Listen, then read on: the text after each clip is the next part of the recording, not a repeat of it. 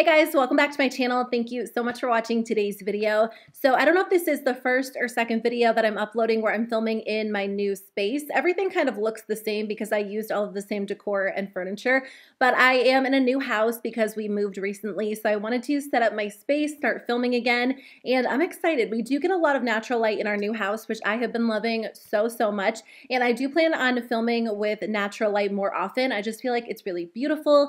It shows colors very accurately. But because we are still unpacking, our house is a little bit of a mess. So once we get everything unpacked, I'll definitely be switching up my filming location, using different lighting. I just feel like it's kind of a nice change every once in a while. But for today's video, I wanted to sit down and chat with you guys about all of the new makeup releases, catch up, let you know what caught my eye, what didn't. So I hope you guys enjoyed today's video. There are a lot of products to talk about, so let's jump into it. Okay, so let's start with some beauty news from Sephora and Ulta. The Sephora Spring Savings Event is coming up. The dates have been announced. So it starts on April 1st for Rouge, April 5th for VIB, and then April 7th for Insider. The discounts are the same as usual, 20% off for Rouge, 15% off for VIB, and then 10% off for Insiders, and the code is SAVESPRING. I know a lot of people don't get super excited about the Sephora VIB sale these days, and I get it because unless you're VIB Rouge, it's not a super significant discount. I personally think 20% off is a pretty good deal, but it's interesting because Ulta is carrying a lot of the previous Sephora exclusive brands these days. So when I shopped the Sephora VIB sale in the past, I would always shop those Sephora exclusive brands where I couldn't get a discount at Ulta.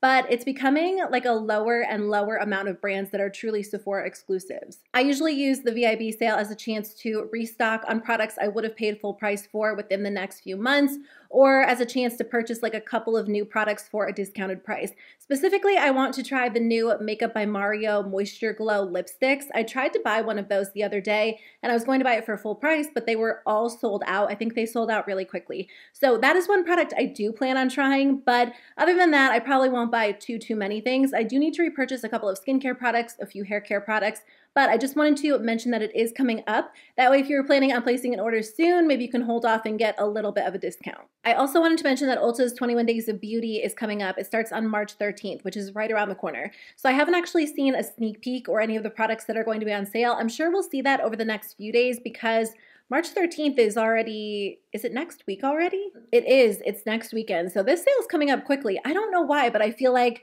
21 Days of Beauty and the Sephora VIB sale came so quickly. Like it feels like it was just the holiday season. But anyway, I always like to take a look at everything that's on sale and then just kind of mark my calendar for the days that there are products that are going to be discounted that I actually want to try. The nice part is there are usually like one or two products that I use over and over, and then I can restock my collection once the sale happens and get them for 50% off, whether it's like a brow pencil, an eyeliner, a skincare favorite. So I'm definitely curious to see what's going to be in sale this year. Usually they have like the same products, the same brand, so I would love to see them switch it up. And maybe because there are so many new brands coming to Ulta, we'll see some of those other high-end brands included in the 21 Days of Beauty. So I have been on an eyeshadow palette no-buy for the month of February, and I'm going to stick with it heading into the month of March as well. I feel like it's just kind of refreshing for me not to buy a lot of eyeshadow palettes right now, and I'm just kind of enjoying what I already own. But there is a new palette coming that I do think is really beautiful. This is the Natasha Denona Pastel Palette. So it looks like it's already available in Europe. It's coming soon to the US. It includes 15 different shades from playful pink to yellow to delicate purple and blue, and there are mattes and metallics, and then also a vibrant, transparent multi-chrome that can be used alone or as a top coat. That shade sounds really fun. I think it's a gorgeous palette. I love that Natasha Denona switches it up, and they have like staple neutral palettes like bronze and glam, but they have rosy toned palettes as well, like Love and what is it called? Oh, Retro. I mean, that's like my favorite palette of last year, but they also do really colorful palettes like Circle, Loco, and this one. So if this had been released a few years ago, I probably would have purchased it and gotten a ton of use out of it. But to be honest with you, I just don't wear colorful eyeshadows enough these days to justify this one, especially pastels. I think heading into the spring, I will probably wear pastel eyeshadow a little bit more, but I do have a lot of pastel shadows. ColourPop's monochromatic palettes are some of my favorite. They did Mint and Bee. They also have the lilac one. So I feel like those are good pastel palettes for me. It's so pretty. I love that it's a midi because when she released Circle Loco, I wished that that one was a midi because I would have purchased it. So I think it's nice that it is a colorful midi palette. I'm definitely curious to see what kind of looks people create because these promo photos are gorgeous. The looks on the models are so pretty. It looks like the shadows are pretty rich, and it's definitely a fun palette. I know that I won't get a lot of use out of it, so sadly I am going to skip over it. I'm also on an eyeshadow palette no buy for the next month, so that does add to it, but honestly, even if I wasn't, I don't think I would buy it. NYX released a new lip liner formula for $8, so it's available now at Ulta. It comes in 18 different shades. I think NYX has been doing such a good job over the past year or two, especially. I mean, their products have always been really good quality, but they have been creating so many of my staple products. I love their new like plumping primer serum. Their new brow gel is so good. My brows look bad today. I think I need to go back to using my NYX products because they're just so dark and intense, and I don't even know what I used. Some of my makeup is unpacked, some of it isn't. It's just all over the place. Like the room where I'm filming videos is where I store my makeup, and I've gotten a lot of it organized, but I still need to organize a little bit more. So I feel like I've just been reaching for like random products, and sometimes like certain parts of my makeup, like my eyebrows, turn out horribly because I'm just like rushing and grabbing random things. Anyway, I definitely want to try these out. I love drugstore lip liners. I rarely, if ever, buy a high-end lip liner these days. I love LA Girl, ColourPop, Essence. They all make great options. So I definitely plan on trying these out. They're vegan, waterproof, creamy, and then they are transfer, fade, and smudge resistant as well. Speaking of lip liners, ColourPop does make one of my favorite formulas, and they just released this Vault. They've been doing a lot of these. Well, not a lot of them. Like every few months they release a new vault, which I think is a nice way to try out a bunch of colors. And when it comes to lip liners, I feel like it's nice to have different options on hand. I have gotten one of these in the past, but this one is the Such a Flirt Lippie Pencil Vault. It has 10 of their most iconic pink shades. So there's a range of pinks. You get like more pinky nudes, bright pinks, and then some red toned pinks as well. They also did a Lippie Stix vault. This one is $32 but $70 in value, and it comes with 10 iconic pink shades as well in matte, matte X, and cream formulas. I personally love their Lippie Stix as well. I think they are super pigmented, really creamy and comfortable, and it's nice they have different finishes. I always think it's nice when brands do vaults, not just during the holidays, but in general, because it's a nice way to try out multiple colors for a super discounted price. Now, if you're not a big fan of like, half the shades in there, it won't be worth the money. But if you do like to switch it up or you have someone you could split it with, it would be a good deal in terms of value. I do have a coupon code with ColourPop. It's just my name, Andrea, which will get you 10% off your order. You don't have to be a new customer. You can use it whenever. It is an affiliate code, so I do make a small commission if you guys do decide to use it, but I just wanted to throw it out there because that will save you even more. ColourPop also has a new collab with Star Wars. I do think this is a fun palette. There's a mix of grays, gunmetals, charcoals, and then there are pops of scarlet and merlot. So I think it's an interesting color story. I feel like when it comes to their Star Wars palettes, or like the Child palette, the Mandalorian palette, this one, the color story is just a little bit more intriguing than other collabs they've done in the past. Like I think specifically of their Animal Crossing collab. Those made sense for the palettes they created, but they were the same colors they seem to use in a lot of different palettes. Whereas with the Star Wars palettes, they fit the theme really well and they're a little bit unique to ColourPop's line. I like that they went this darker, smoky toned route for the Darth Vader palette. I think it makes a lot of sense. I won't be buying it. Like I said, I'm on a palette no buy, but even if I wasn't, I just feel like for me personally, I do have a lot of smoky shades, and I have been wearing a lot of smoky eyes lately, but I can definitely appreciate the color story. So I wanted to talk about the new Monochromance palette from Hindash. I remember the other one that they did not too long ago. What was it called? Okay, I just looked it up and it is the Butopsy palette. It's still available. I remember getting pretty good reviews on YouTube. I watched a couple of reviews on it because I thought it was just a really interesting palette. It's basically a palette that has like different gradients. That one was a little bit more neutral, although it did have a couple of bold shades as well, but the whole thing was that you could use it on the eyes, on the face for a very customizable look. So there's a new version of this palette that's available now called the Monochromance palette. I love the name. I think it's so much fun, but it is $70 like the last one. This one has a couple more colorful shades. It also has some neutrals, and again, it says you can use it on the eyes or the face. I don't know, it's definitely an interesting concept. I feel like these days it's hard to do something that's never really been done before, that's a little bit more unique and innovative. And I've seen a couple of like ombre products, but I don't know that I've seen any ombre type palette like this. $70 is a little bit more of an expensive price point, but you could probably get like endless looks out of this palette because you could get a ton of different looks out of each pan and then the palette as a whole. I think the trouble for me is that it would be tough to get the same look on each side of my face, like if I was using it on the cheeks or on the eyes, because it is such a gradient. I think if you're more creative with your looks, or you just like to play with your makeup, create different colors, and do something more customizable, this could be a really fun palette to have in your collection. I think that I've heard that the formula is really good. For me, I just don't tend to be super creative in that way. I feel like my brain wouldn't know what to do with a palette like that. Like, I would be really overwhelmed. So I will pass on it, but I definitely think it's an interesting release. I love seeing brands do something that's just a little bit different. I will say this photo of the swatches though is very, very weird to me, because it is such a cool palette, and I'm sure it's probably hard to kind of capture what it can do with normal swatches, but these Photoshop swatches are so bad. It looks like they took a picture of like the actual pan, shrunk it down, and then tried to put it on someone's arm. And I just feel like it's probably not a good representation of the palette. Again, I don't know how they really could have swatched it in a way that made sense, but the swatch photo is just, it's definitely off. So Gwen Stefani has a new makeup line that's available now at Sephora. This totally took me by surprise. I don't know if I missed like previous announcements or teaser photos. Usually when a brand is releasing, or usually when a celebrity brand is releasing at Sephora, I feel like we hear about it a lot ahead of time, but I don't remember seeing anything about this. But the packaging looks very Gwen Stefani. I feel like the products are representative of her iconic makeup. But do you guys remember when she did a collab with Urban Decay back in the day? And now that I'm thinking about it, I feel like those, well, I can't remember exactly what the eyeshadow palette looked like. Let me look it up. I was going to say, I feel like the eyeshadow palette didn't really represent her very much, but now that I'm looking at it, it does have a lot of neutrals in it, just a couple of pops of color, but I loved that packaging so much. I remember I would not declutter it just because I loved the packaging so much. I thought it was so cool. The shades were a little bit underwhelming. I don't know that I wore them a ton, but I remember loving the palette a lot.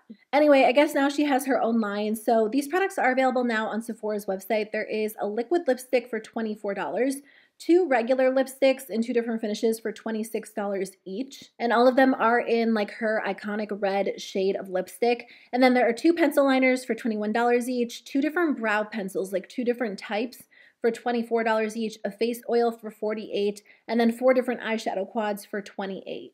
So, I mean, I would say the line feels really well branded. Like if I looked at this and I knew she had a line, it would make sense to me that this was her line. Everything from like the packaging to the shades to the actual products.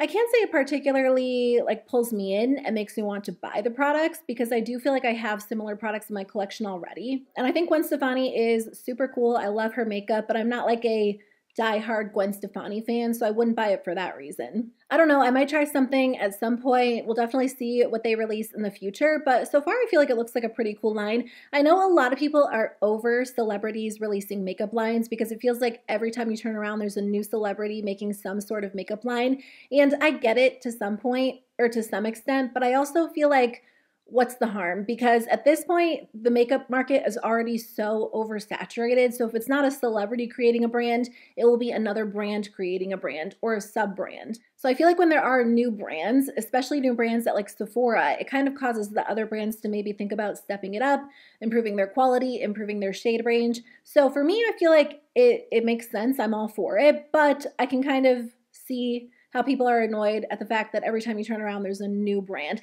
and some of them feel like they have more effort put into them than others. As far as celebrity brands go, like when I think of good ones, I think of Fenty or Rare Beauty, and when I think of some that don't make a lot of sense, I kind of think of like Lady Gaga's brand, maybe even REM Beauty.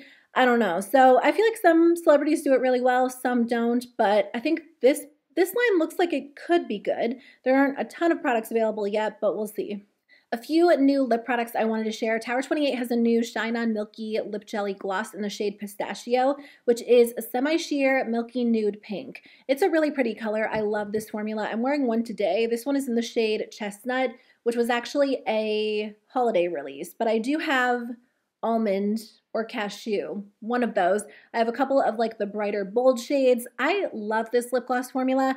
It's not long lasting by any means, but it's very thin, really glossy, super comfortable. It doesn't have a lot of pigment, so it's nice to wear on its own on a more natural makeup day, but it's also great to wear over lipstick. So I love these. I usually pick one up during the Sephora VIB sale, so I might grab this shade, or I might grab the shade Coconut. When I saw the swatches, I didn't even realize they had that shade Coconut. I think it's really pretty, but they are some of my most worn glosses. They're $15, so they're not super expensive, but I feel like it's always nice to be able to get a discount on them too. So Makeup by Mario released a new lip product formula. I feel like he just released the Moisture Glow lipsticks, which I can't get my hands on because they're sold out, but there's already a new formula. This is the Ultra Suede Cozy Lip Cream. It's available now at Sephora for $24.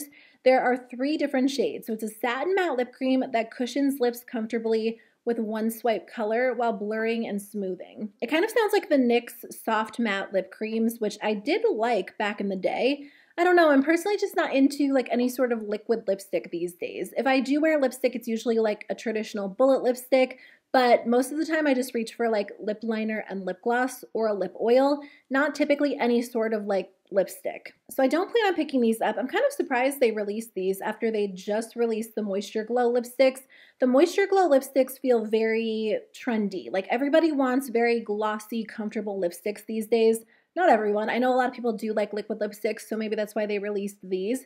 But I won't be picking those up, but they are available now if you guys are interested. Natasha Denona just released a new lip collection as well. This is the I Need a Rose lip collection. There are 3 lipsticks, 3 lip pencils, and then 3 glosses in the shades Daphne, Calla, and Peony. I haven't tried any Natasha Denona lip products. I feel like I hear pretty good things.